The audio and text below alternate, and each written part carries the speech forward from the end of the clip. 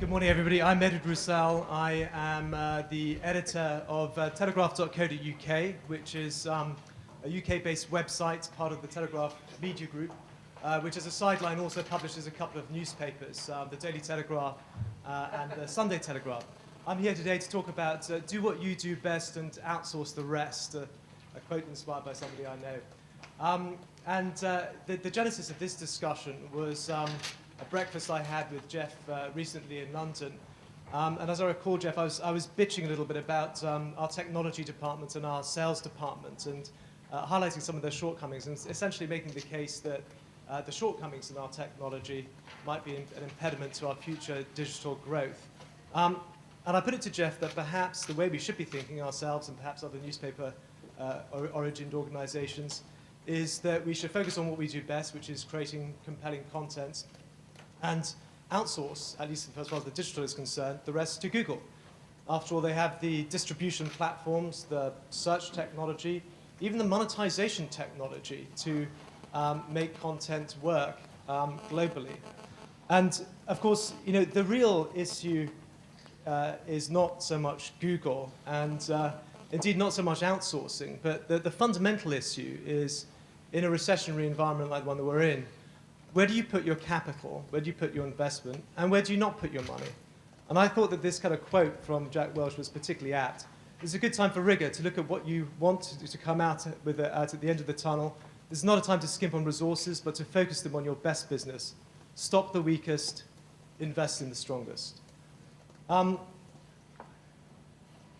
Sometimes it's best to look back to the past for a view of what the future may look like.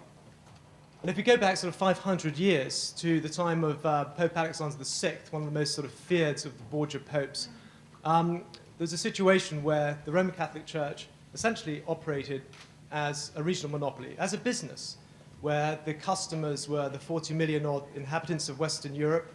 The shareholders, well, there's only really one, which was Pope Alexander VI, and paid himself a pretty healthy dividend. But the strength of his business lay in the fact that he operated a monopoly. And if you challenge his monopoly, it's pretty straightforward. He'd burn you at the stake, possibly, as he did with Savonarola in the main square in Florence. Then along comes a guy called Gutenberg, who, unbeknown to Alexander VI, starts playing around with a new technology called the printing press, the first true mass market information technology. And the implications of this technology are phenomenal. Suddenly, a whole raft of new ideas begin to undermine the monopoly. The likes of sort of Galileo and Martin Luther begin to spread ideas in a rapid way around the Western world, at any rate, which fundamentally undermine the monopoly of religion in that region. So the Catholic Church is at a critical point in its history, and it could have died. It could have died at that very point.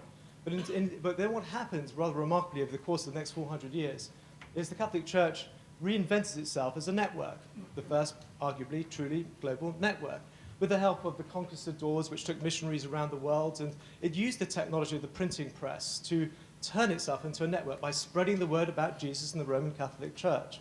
Today, the Roman Catholic Church is a 1 billion person strong global network. Fast forward to the present day, and how is this relevant to the newspaper industry? Essentially, newspapers have operated as regional monopolies for most of their period of time, and the areas that they monopolize are often reflected in the titles of their publications: Los Angeles, New York, Washington.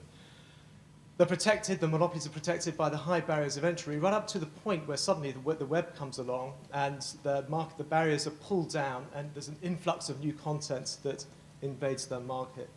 So the challenge today is, how do newspaper groups recreate themselves, rather like the Roman Catholic Church, into networks? Some of them may be global, some of them may be local.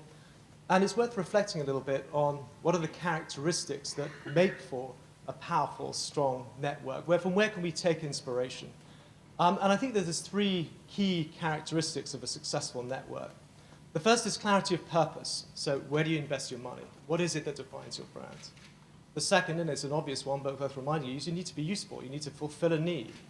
And the third is that typically successful networks started as nimble, low-cost operators, and even when they're not so small, they continue to operate as nimble, low-cost operators. What does this mean for a newsroom? How does one affect change in a newsroom to work and operate more as a network? Over here on the left-hand side, you've got the traditional newspaper monopolistic approach, where you control your audience and therefore you have perhaps 15 to 20% of your content that's premium, which means content that only you have, that defines your brand. It's your scoop getters, your columnists, the people with sort of verve and tenacity about the subjects that most interest your readers. You've then got this middle tier, which I've kind of called sort of repurposed content.